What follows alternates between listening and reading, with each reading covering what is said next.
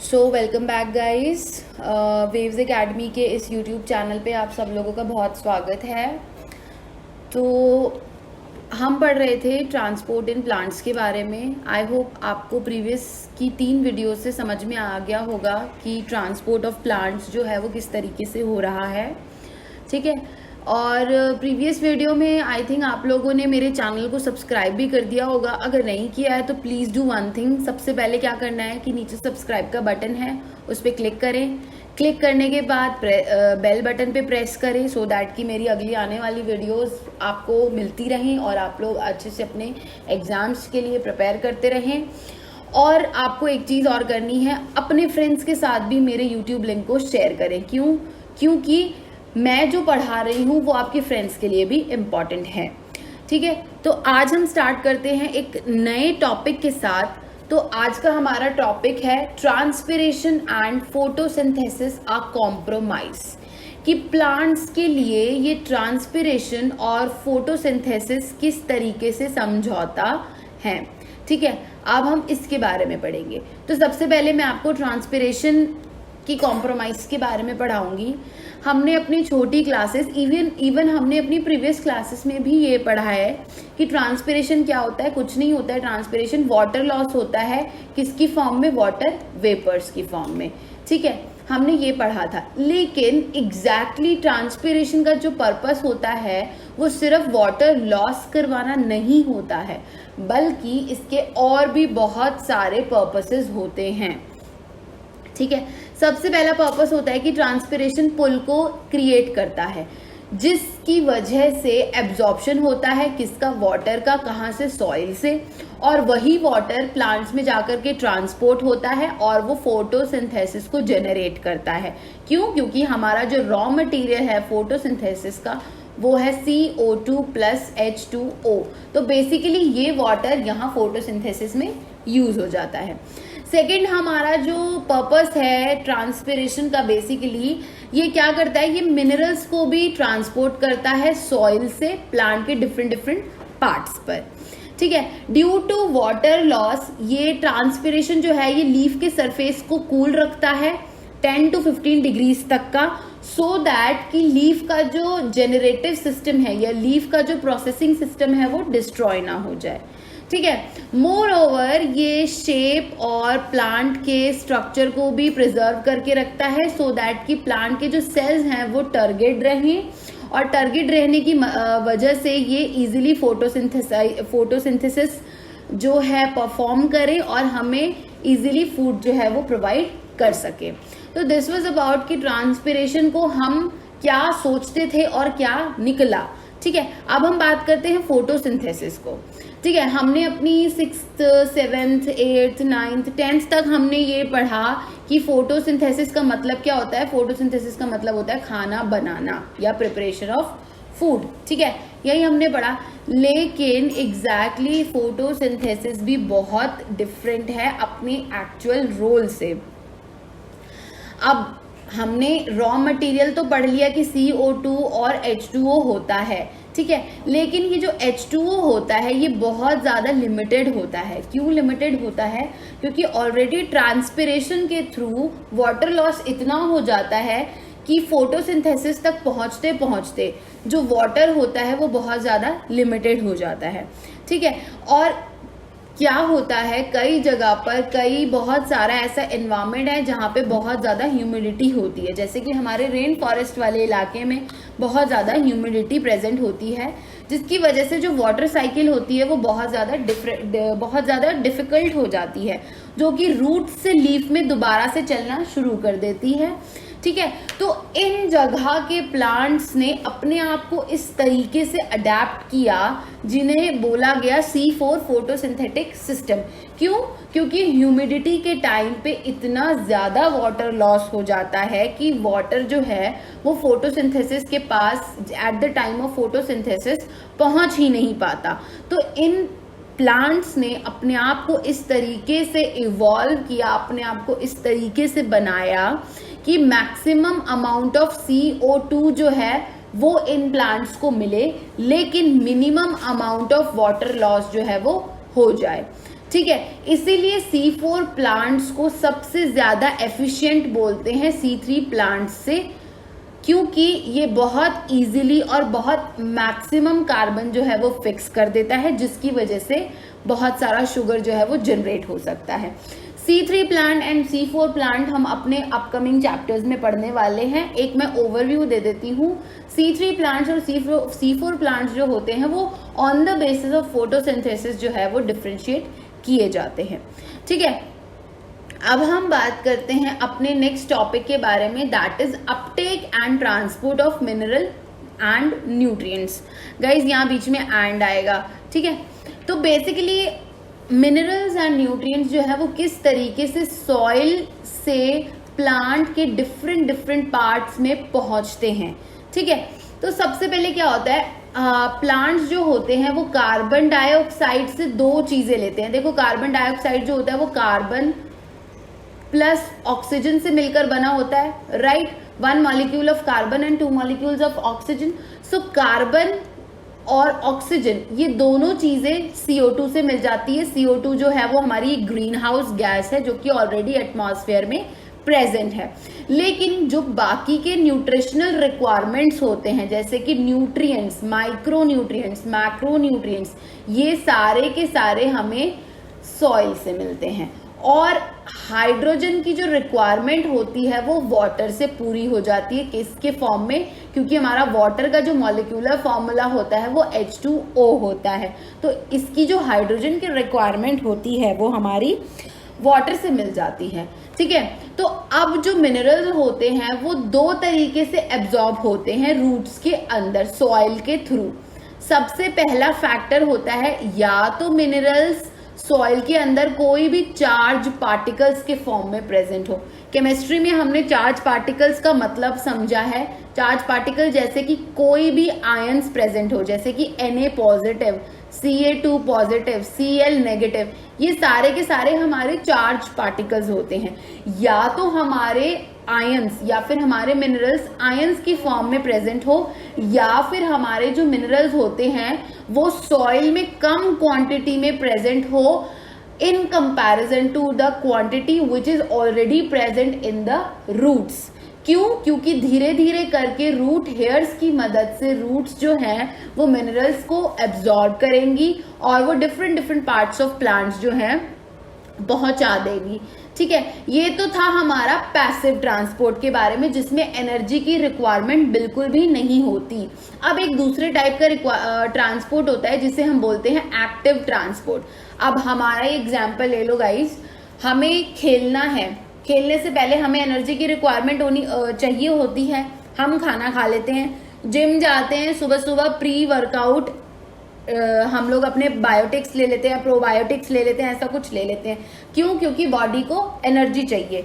Similarly plants को किसी support के फॉर्म में या कोई एक्टिव ट्रांसपोर्ट करवाने के लिए एनर्जी की रिक्वायरमेंट होती है, और ये एनर्जी मिलती है ATP के फॉर्म में, दैट इज एडिनोसिन ट्राइफॉस्फेट के फॉर्म में। तो जिस दौरान ये एनर्जी की रिक्वायरमेंट होती है ATP ट्रांसपोर्ट में, उस दौरान एक पोटेंशियल सेटअप हो जाता है, that is water potential gradient के फॉर्म में रूट्स के अंदर। क्यों? क्योंकि पानी की मदद से एब्जॉर्प्शन होता है, इसीलिए वाटर पोटेंशियल ग्रेडियंट जो है वो सेटअप हो जाता है। और उस टाइम पे एक प्रोसीजर यूज होता है दैट इज कॉल्ड ऑस्मोसिस। मैंने अपनी प्रीवियस क्लासेस में ऑस्मोसिस के बारे में समझाया है। अगर आपको स्टिल नहीं समझ में आया है, you can watch my previous recordings also, so that कि आपको बहुत अच्छे से समझ में आ जाए, राइट। तो ऑस्मोसिस की हेल्प से एक वाटर पोटेंशियल ग्रेडियंट जो है वो रूट्स के अंदर सेट हो जाता है, जिसकी हेल्प से एपिडर्मल सेल्स जो होते हैं, प्लांट्स में हमेशा एपिडर्मल सेल्स प्रेजेंट होते हैं। ये एपिडर्मल सेल्स जो होते हैं आयंस को एब्जॉर्ब कर लेते हैं और वाटर की मदद से डिफरेंट आयंस और डिफरेंट मिनरल्स को अपने दूसरे प्लांट पार्ट्स की तरफ पहुंचा देते हैं, राइट। तो ये आयंस का जो एब्जॉर्प्शन है ये दो तरीके से होता है, that is your passive transport and your active transport, right. अब बात करते हैं बैरियर्स के बारे में। देखो हमारे सेल्स के अंदर खाली तो कुछ भी नहीं है, सेल के डिफरेंट डिफरेंट कंपोनेंट्स होते हैं, सेल के अंदर बहुत कुछ प्रेजेंट होता है, ठीक है। तो सिमिलरली हमारे सेल्स के अंदर कुछ प्रोटीन्स प्रेजेंट होते हैं जो कि आगे जाकर के बैरियर का काम करते हैं। बैरियर का काम क्यों करते हैं? क्योंकि हमारे सेल्स में एक प्लाज्मा मेम्ब्रेन होती है जो कि एक सिलेक्टिवली परमिएबल मेम्ब्रेन होती है। हमारा एक सेल चैप्टर है, उसके जब हम पढ़ेंगे उस सेल चैप्टर को, मैं आपको प्लाज्मा मेम्ब्रेन के कंपोनेंट्स के बारे में भी बताऊंगी, तो wait for that. Till then मैं आपको एक ओवरव्यू दे देती हूँ प्लाज्मा मेम्ब्रेन का। प्लाज्मा मेम्ब्रेन जो होता है वो एक सिलेक्टिवली मेम्ब्रेन होता है, सिलेक्टिवली परमिएबल मेम्ब्रेन होता है, जो कि सिर्फ और सिर्फ सिलेक्टेड सब्सटेंसेस को ही आगे जाने में हेल्प करता है, जिनकी रिक्वायरमेंट होती है बेसिकली। तो ये प्रोटीन्स जो होते हैं प्लाज्मा मेम्ब्रेन पे प्रेजेंट होते हैं, ये सिर्फ और सिर्फ उन्हीं सब्सटेंसेस को आगे जाने देते हैं जिनकी रिक्वायरमेंट होती है। अब हम उतना ही खाना खाएंगे जितनी हमें रिक्वायरमेंट होगी, उससे ज्यादा तो हम खाएंगे नहीं। तो सिमिलरली ये जो सब्सटेंस होते हैं ये सेल का खाना होता है, सेल उतना ही खाना खाएगा जितनी उसको रिक्वायरमेंट होती है।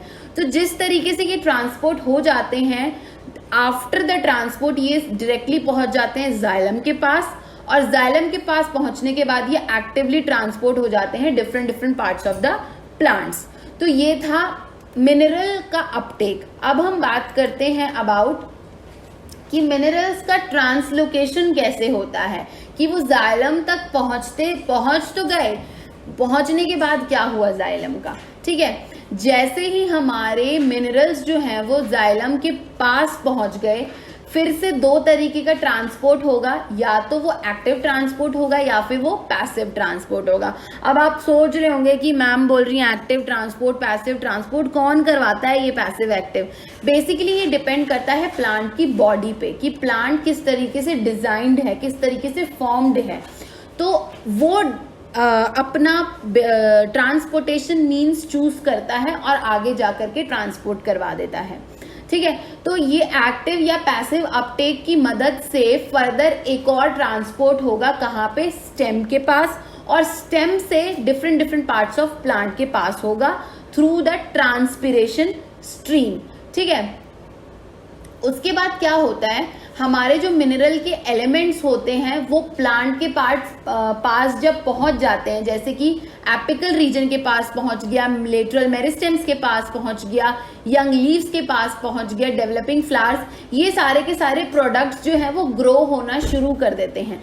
जितनी जल्दी हमारा मिनरल्स जो है वो different different parts of plants के पास पहुंच जाएगा, वो young leaves, flowers, fruits, seeds या फिर स्टोरेज ऑर्गन्स की फॉर्म में अपने आप को शो करना शुरू कर देगा, ठीक है। उसके बाद क्या होता है कि हमारे जो मिनरल आयंस होते हैं वो रीमोबिलाइज्ड हो जाते हैं। रीमोबिलाइज्ड मतलब वो दोबारा से ओल्ड लीव्स में, या फिर यू कैन से वो दोबारा से सॉइल में चले जाते हैं, सो दैट कि वो दोबारा से मोबिलाइज हो जाएं और वापस से प्लांट की बॉडी के अंदर चले जाएं।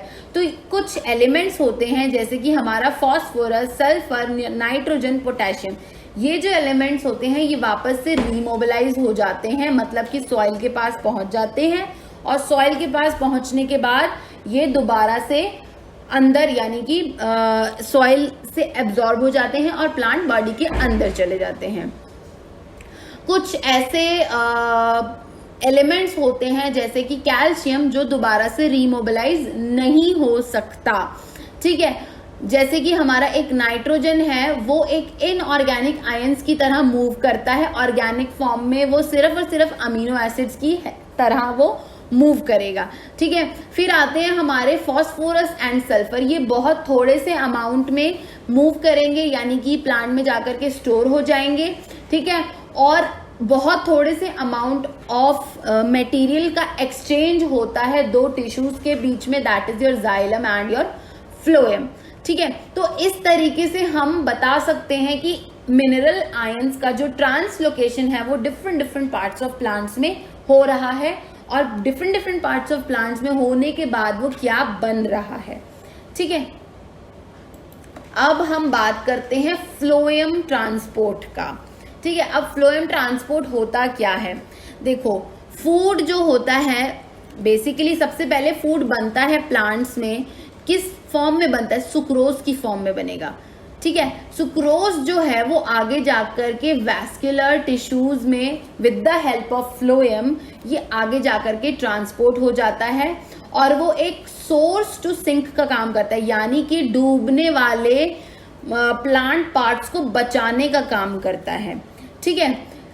अब जो बेसिकली ये सोर्स है, ये फ्लोएम फूड का जो सोर्स है, ये आगे जाकर के सिंथेसाइज करता है बहुत सारे प्लांट के पार्ट्स को, दैट इज योर लीव्स, ठीक है। और ये आगे जाकर के स्टोर भी हो जाएगा in the form of food, जैसे कि food we can say about fruits, we can talk about vegetable, these are the stored fruits, stored food, right?